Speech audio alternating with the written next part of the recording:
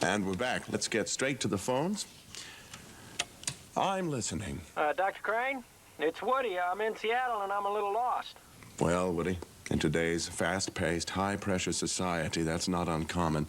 Just why exactly?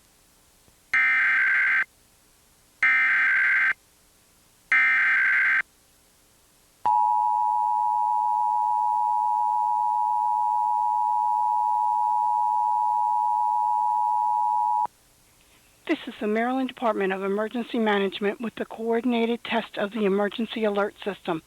Broadcasters are testing equipment used to warn you during an emergency. This concludes the test of the emergency alert system.